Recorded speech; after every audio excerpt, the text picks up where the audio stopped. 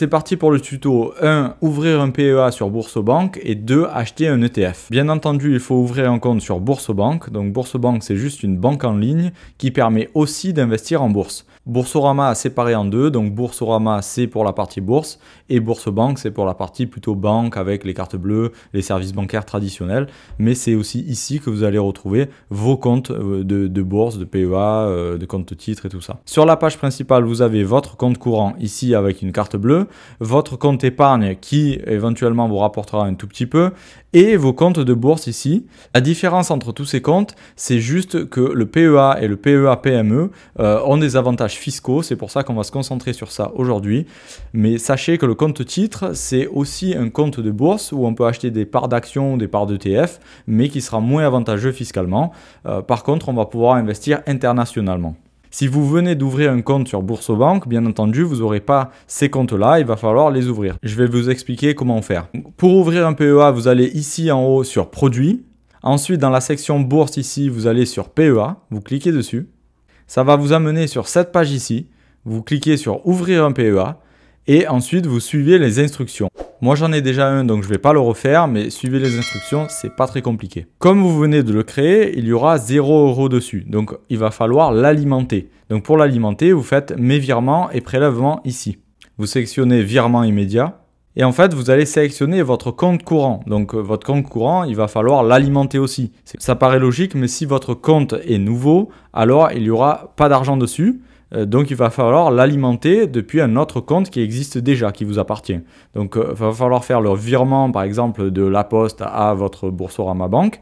Et puis là on est en train de mettre de l'argent depuis le compte courant vers le PEA. C'est deux comptes différents, c'est comme si vous avez deux portefeuilles différents. Un qui sert à avoir une carte bleue et à vivre au quotidien, et l'autre à investir en bourse, qui va être un peu plus cloisonné. Et ensuite, vers quel compte? Donc nous, on veut le PEA. Donc on n'a pas de sous sur le PEA, on veut l'alimenter. On nous demande le montant en euros, donc là vous mettez ce que vous voulez. 1000 € c'est bien pour commencer. Ensuite, on nous demande de confirmer et vous allez recevoir l'argent sous quelques minutes ou secondes. C'est écrit ici, type de virement instantané. Donc normalement, vous devrez recevoir l'argent assez rapidement.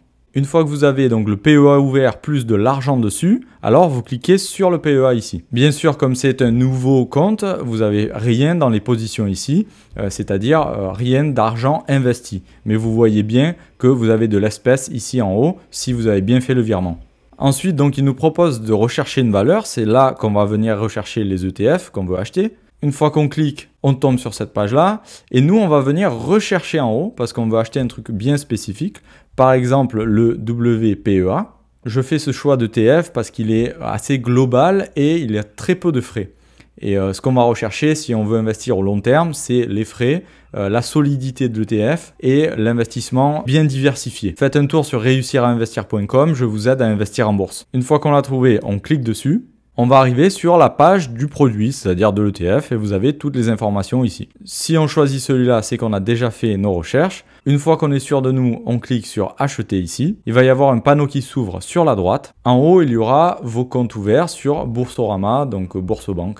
Nous, on ne veut pas le compte titre, on veut le PEA. On pourrait très bien l'acheter sur le compte titre, comme je vous ai expliqué. Le PEA est plus avantageux fiscalement. Une fois qu'on est bien sélectionné sur le PEA, on voit l'argent qui nous reste ici en espèces. Une fois que vous êtes ici, c'est le plus important, c'est combien de parts d'actions vous allez vouloir acheter. Donc si vous investissez par exemple 300 € tous les mois et que vous avez une capacité d'épargne de 300 €, alors vous allez le rentrer ici. Et l'ordinateur va calculer automatiquement la quantité d'actions qu'il va vous faire acheter. En l'occurrence, c'est 51 actions de 5,8 € ici. C'est-à-dire qu'une part est égale à 5,8 €. Si la part était à 500 €, vous auriez été obligé d'acheter 500 € par 500 €. Ici, comme la part est assez petite, on va pouvoir acheter des plus petites sommes, ce qui est avantageux aussi. Sachez que sur celui-là en particulier, vous ne pourrez pas acheter moins de 100 €. Ensuite, il va falloir sélectionner le type d'ordre. Donc, il est d'office sur ordre limité. C'est pour avoir un peu plus de sécurité d'exécuter notre ordre au prix du marché, c'est-à-dire que le prix bouge sans arrêt. Et nous, si on a un prix en tête auquel on veut acheter, alors on va sélectionner une valeur en particulier. Mais dans la plupart des cas, si vous n'avez pas énormément d'argent à mettre à chaque ordre, au marché suffit amplement, c'est-à-dire qu'il va s'exécuter directement à n'importe quel prix actuel. Et le risque, c'est quand on a trop d'argent, ça peut faire décaler le cours. Et du coup, on exécute notre ordre à un prix qui est moins avantageux. Ensuite, valable jusqu'au... donc là, vous pouvez exécuter le jour même. Mais si les marchés sont fermés, c'est-à-dire que vous passez votre ordre en dehors des heures de bourse, alors il est préférable de mettre une date un peu plus loin pour que ça s'exécute le lendemain par exemple ou après le week-end. Vous allez le voir de suite quand vous validez. Il va vous mettre en haut un panneau attention, le marché est actuellement fermé. C'est pas très grave puisqu'il va s'exécuter la prochaine fois que le marché réouvre. Ici, vous avez le récapitulatif de l'ordre. Donc la plateforme d'exécution, c'est juste sur quelle plateforme de bourse vous êtes en train d'acheter ces actions-là. Donc là, on est sur Euronext Paris. Ensuite, la quantité des actions, au marché, le type d'exécution d'ordre, valable jusqu'au, c'est-à-dire que l'ordre va rester actif jusqu'à cette date et s'il n'est pas exécuté, il va s'annuler. Mais là, c'est une date assez loin, on n'a pas mis assez d'argent pour que ça ne s'exécute pas, normalement, il n'y a pas de raison. Ensuite, le montant estimé, c'est combien on va acheter d'actions. Donc, c'est pour ça que ce n'est pas un compte rond. Ici, on avait mis 300, mais lui, il a calculé 51 parts. Donc, c'est normal qu'on n'a pas un compte rond. On achète 51 parts qui sont à 5,81 € ici. Ensuite, on a le solde qui nous reste sur le PEA et les frais au passage de l'ordre. Donc là, en l'occurrence, ils sont gratuits parce que Boursorama est gentil avec nous. Donc ça, c'est très bien.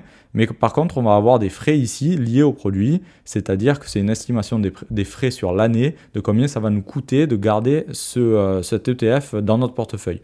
Ici, on voit que ce n'est pas grand-chose du tout. Donc, une fois qu'on est content avec tout ça, on confirme, on valide l'ordre et normalement, on va acheter donc 51 parts d'actions à ce jour. Donc, quand le marché va réouvrir, vous allez avoir 51 parts d'actions dans votre PEA. Et vous faites ça donc chaque semaine, chaque mois, chaque année, suivant votre plan d'investissement. Et le mieux, c'est de ne pas déroger à ce qu'on avait prévu au départ. Donc une fois que vous avez un plan d'investissement, vous le suivez et vous achetez constamment, soit plusieurs ETF, soit un seul ETF bien diversifié comme celui-là.